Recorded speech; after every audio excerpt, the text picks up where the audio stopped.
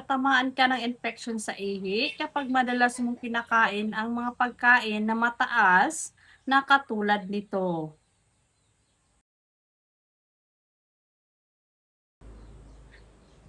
Hi! Welcome back sa aking channel. Ako si Juliet Alcera, ang inyong ka-organic living or ka-health tips, no? Guys, so sinasabing ko ka-organic living kasi ito yung evergreen content. Evergreen content kung saan hindi siya mapapanis, ano? Ito yung content na kumbaga saka hindi siya mapanis at kung saan araw-araw ay nangangailangan ang tao na meron silang guide at ito yung content na kailangan mong matutunan sa araw-araw. So kasi ang mga tao kasi guys, no, gusto nila araw-araw ay may natutunan sila. So guys, bago yan, kung bago ka pa lang sa aking channel, please subscribe and pan-like and papindot na rin ang notification bell para sa tuwing ako'y mag-upload ay mano-notify kayo. So tara, let's go. Huwag na tayong patumpik-tumpik pagdating sa ating kalusugan dahil ang ating health is wealth. Kumbaga, yan ang ating kayamanan, ang health natin ang siyang puhunan at kayamanan natin dahil kung kailangan priority talaga natin ating kalusugan dahil kung hindi tayo healthy, mawawala ang lahat ng ating mga pangarap o pinapangarap. So, narito, tatamaan ka ng infection sa ihi kapag madalas mong kinain ang pagkain na mataas sa ganito. So, una, sobrang sodium, ang pinaka-hidden na UTI trigger. Ang sobrang sodium intake ay nagpapataas ng UTI risk sa dalawang paraan. Una, ang mataas na sodium diet ay nagpapataas ng urine concentration, no? Nagdudulot ng environment sa bladder na nagpapababa ng effectiveness ng bladders, ano? Natural immune defenses, no? Natural immune defenses ay yung mga nagdedepensa sa ating immune, 'di ba? So, ang concentrated na ihi ay nagpapababa ng activity ng antimicrobial peptides na decomposition, no? Nagpo-protect ng bladder lining sa bacterial attachment. So, agay, delikado talaga. Akala nila yung UTI o new infection sa ihi ay normal o okay lang. So, hindi pala yan guys, no? Delikado pag lumala. Pangalawa, ang mataas na sodium ay nagpapabago ng gut microbiome composition. Nagpapababa ng beneficial bacteria at nagpapataas ng pathogenic bacterial tulad ng E. coli, no? Sa isang landmark study, ang bawat 10% na na-increase sa daily sodium intake ay associated in measurably, no?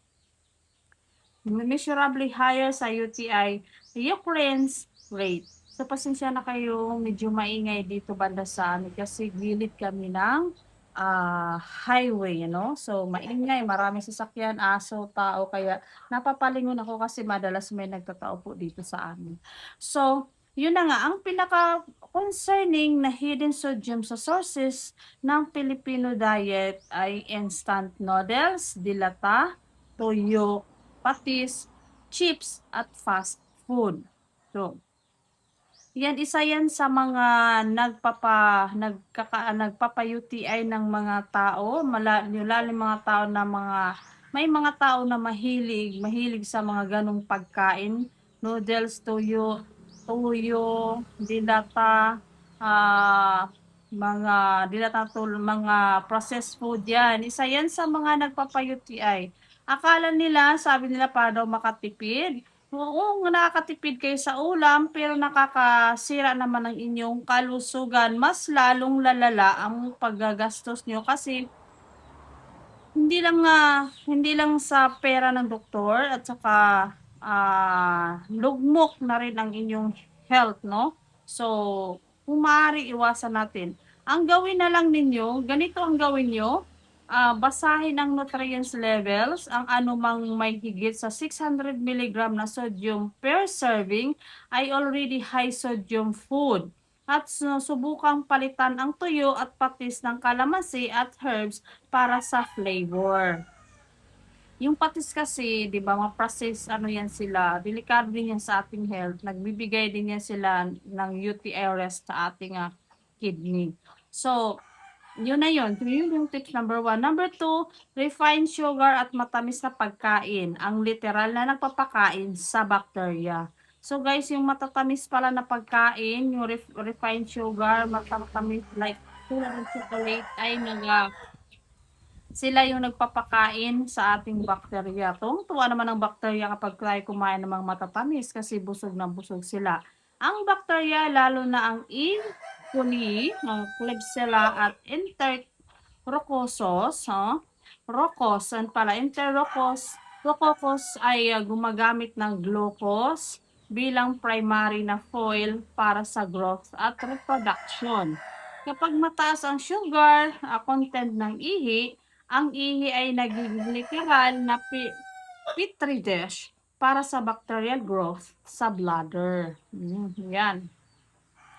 Halos lahat ng nabanggit ko dito sa aking pagbablog, sa content na ito ay naranasan ko, no? Bata pa lang ako, nagkaroon ako ng ganitong klaseng sakit. Kasi nga nung unang panahon, hindi ko pa na-discover at dahil sa kawalan na kulang ng budget, no? So yun, dagdag ang mataas na sugar intake ay nagdudulot ng systematic inflammation. Ayan. Inflammation at napapababa ng neutrophil function. Ang white blood cells na pangunahing nagtatanggal ng bacteria invaders sa urinary tract. At ang sobrang asukal ay nagbabago ng vaginal microbiome sa mga babae na nagpapababa ng protective lactobacillus bacteria. So, para dun sa mga kapwa ko babae, mga mami, mga mema, huwag po tayong bawas-bawasan natin ang masyadong matatamis na pagkain kasi nakakasira pala yan sa ating pagkatao. Alam mo na, yung sinasabi ko, na nawawala yung lactobacillus ng mga good bacteria. Yan, nawawala yung good bacteria protective dun sa ating banda, mga private part natin. So yun. Ang gawin na lang natin ay bawasan ang lahat ng sweeten na inumin. Tulad ng mga nesty juice, soft drinks, basta yung mga iced tea, mga tulad niyan, milk tea, matatamis yan sila. Bawas-bawasan natin yan kasi nakakasira yan, no? Alam niyo na kung anong tinutukoy ko. Palitan ang juice ng tubig o unsweetened na tsaa. O pwedeng tsaa, yung green tea, o basta mga salabat, yung ganun, ano? So at para sa mga may diabetes, ang tight na blood sugar control ay isa sa mga pinaka-ektibong UTI prevention strategies. So guys, napakadelikado hindi lang pala ang mga sweetened food, mga chocolate, sweetened drinks napapakain ng bacteria natin, mga bad bacteria, kundi nakakasira din sa ating lalo na yung may mga diabetes, no? Dapat iwas-iwasan ko yan kasi napakadelikado. Mga silent killer yan, ng diabetes na yan, no?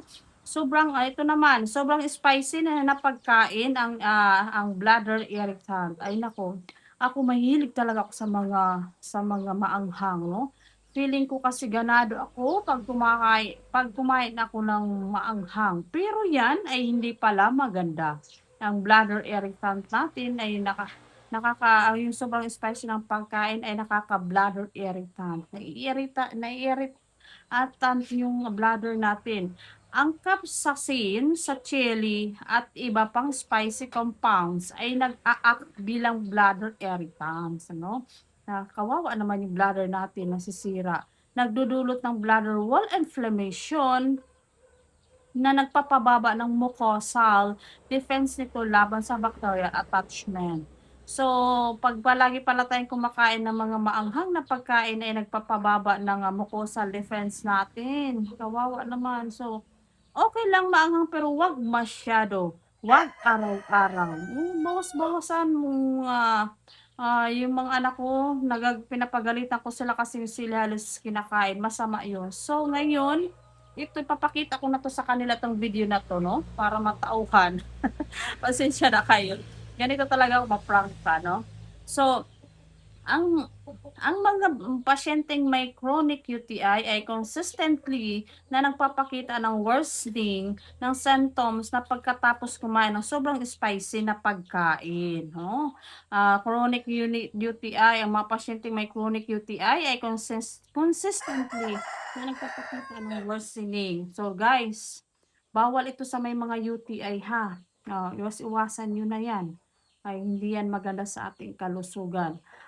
Ganito na lang gawin niyo para sa mga madalas na tamaan ng UTI, subukang bawasan ng spicy foods sa loob ng isang buwan at obserbahan kung may pagbabago sa frequency ng UTI. So, ang mga spicy foods pala ay bawal sa merong UTI 'no? Hindi lang kasi nakaka-blood irritant 'yan at saka nakakamukosal defense ang, mga spicy. So, next na tips naman, kape at caffeine ay double bladder problem, 'no? Yung coffee at caffeine ay yung double bladder problem. Ang caffeine ay isang potent na diuretic, 'no? Diuretic na nagpapataas ng urine production at nagpapabilis ng dehydration kapag hindi sapat ang tubig intake. Kapag mahilig kayo sa kape, caffeine, tapos kulang kayo sa tubig, ay mabaho ang singaw ng ihi niyo, sobrang panghi at magkakaroon kayo ng UTI kapag kulang kayo sa tubig, So, pag umiinom kayo ng coffee, dapat more on water talaga. 6 at 8 to 10 glasses every day. So, yun na yun, no? Ang caffeine ay isang potent na diuretic, nagpapatas ng urine production at nagpapabilis ng dehydration kapag hindi sapat ang tubig na iniinom. Ang dehydrated at concentrated na ihi ay nagpapababa ng bladder defense at nagpapataas ng bacterial concentration sa bladder. Ayan. So, kayong mahilig sa mga coffee, dapat talaga uminom ng maraming tubig. Huwag sobra. 8 to 10 glass sa isang araw, no? So, yan, pina-flush niya yung mga bacteria, yung mga iniinom natin, yung mga ihi yung mga coffee na iniinom natin. Kapag marami kasing naiinom natin na tubig, hindi lang kinakain natin pina-flush, kundi pa yung mga infection doon sa ating sa loob ng katawan ay iniihi natin pina-flush. So, maganda ang resulta pag lagi kayong umiinom ng tubig. So, dagdag pa, ang caffeine ay nagdudulot ng bladder muscle irritation. Yes. So, okay lang mag-coffee siguro sa isang araw. Naitanong ko yan sa doktor ko, no, kasi last year, nagpa-check up ako. Okay lang naman daw mag-coffee basta once a day lang. Isa ay sapat na. Wag damihan. Wag na yung 3 to 4 times sa isang araw. Wag na kasi lalala. Nagpapataas ng urgency at frequency ng pag-ihi at nagpapapigil sa maayos na complete emptying ng bladder, no? Ang incomplete bladder emptying ay isa sa mga pangunahing risk factor ng UTI, no? So, yun, akala ng yung kape na caffeine talaga na okay lang siguro yung mga black coffee tulad ng stick na walang sugar. Pero yung coffee na may mga tulad ng 3-in-1, masama talaga, nakakapa-UTI at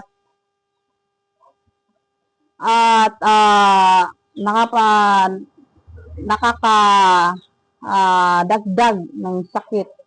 Yung coffee lang o tsaa, na yung coffee sa stick, yung coffee na black coffee, yun lang. Wag na yung mga 3-in-1 kasi caffeine yan, no? So, masama sa ating kalusugan. Ganito na lang gawin nyo para sa bawat tasa ng kape, uminom ng isang karagdagang baso ng tubig para ma-compensate ang diuretic effect, no? So, kapag uminom kayo ng coffee, after nyo kumain o before uminom kayo ng isang basong tubig. Para after nyo uminom ng coffee, uminom kayo ng tubig, mapa-flush doon, no? May pa-flush na ihi, yun ang maihi yun. So, yun. Sunod is alak. Alak, immune suppressor at bladder irritant.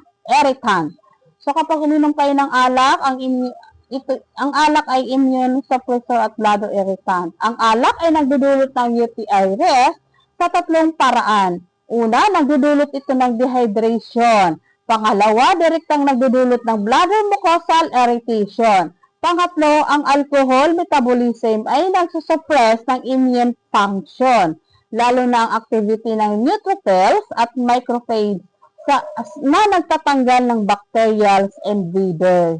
Ayan guys, ingat-ingat. Iwasan ng alak. Uminom ng alak, moderate lang. Huwag masyado, huwag magpalasing, huwag araw-araw. Siguro sa isang buwan, isang beses lang yan. Kung napapansin nyo, may kilala kong tao na masyadong mahilig sa alak talaga. Tapos, syempre, kapag umihi sila, kasi nga, naamoy ko, no? Kasi umiihi lang dyan sila sa tabi-tabi, tapos dumadaan ka na amoy. Iba ang amoy. Grabe, yan na yung sign ng sa mga infection na yan dahil sa alak na yan, no? Sobrang baho talaga. So, yun, ang gawin ko na lang, limitahan ang alak. Yun ang sinabi ko na dapat limitahan, huwag araw-araw. Limitahan ang alak at kapag nag-inom, laging sabayan ng maraming tubig. So, halimbawa sa isang buwan, siguro isang beses, dalawang beses lang kayo uminom ng alak. Tapos kapag kayo uminom ng alak, wag masyado magpakalasing. Uminom din kayo ng maraming tubig, no? Tubig para yung alak na ininom nyo ay sinaflash ng tubig palabas. Iniihi nyo ng iniihi, walang nai-stack dun sa loob ng kidney nyo na mga chemicals na galing sa alak. So, ito next steps naman, next tips. Sobrang red meat at high purine foods at ang acidic urine connection. Tulad ng karne, karabaw, baka, red meat, tapos, alam niyo yung tulingan, masarap pa naman yung tulingan na lagyan ng gata. Pero dahil dyan, yan ay nagpapataas ng uric acid natin, kung maaari, bawasan o iwasan na natin kumain para hindi lalalain yung uric natin. Ang sobrang red meat at high purine foods ay napapataas ng uric acid sa katawan. At ang mataas na uric acid ay nagpapababa ng pH ng ihi na nagdudulot ng mas acidic na ihi. Ang acidic na urine environment ay nagpo-promote ng growth ng certain UTI causing sa bacterial tulad ng E. coli at ang Staphylococcus, no? Staphylococcus, no? Ang hirap basahin.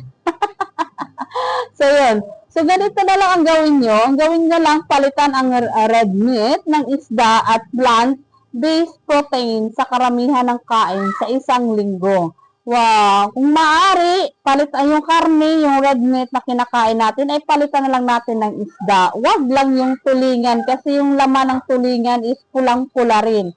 Bawal din yun sa uric acid. So, at dagdagan, huwag masyadong marami, lalo na yung mga based on protein lang naman. At dagdagan ang alkalizing foods tulad ng gulay at prutas. Alkalizing foods, gulay at prutas, yung mga green leafy, cabbage, pechay, kangkong, malunggay, yan. At saka yung mga prutas na apple, ganyan. Kaya, mas mainam yan. So, process at mataas na phosphate. Processed food at mataas na phosphate foods ang microbiome disruptor, no? Yan yung sunod na tips natin. no? Ang inorganic phosphate sa maraming processed foods bilang preservatives, no? At nagdudulot ng gut microbiome disruption. Nagpapababa ng protective lactobacillus dominance at nagpapataas ng pathogenic organism colonization.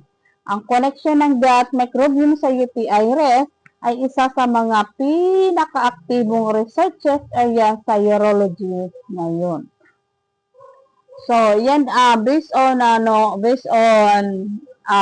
research ng mga expert dito, no?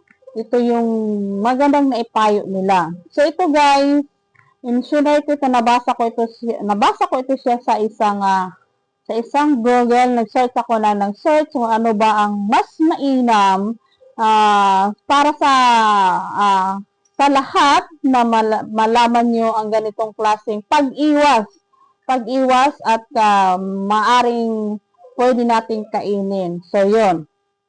So, ang gawin nyo na lang, bawasan ang processed foods at palitan ng whole foods at dagdagan ng probiotic-rich foods tulad ng plain yogurt at fermented foods. Yung mga yogurt, yung mga, ano ba itong madalas iniinom namin?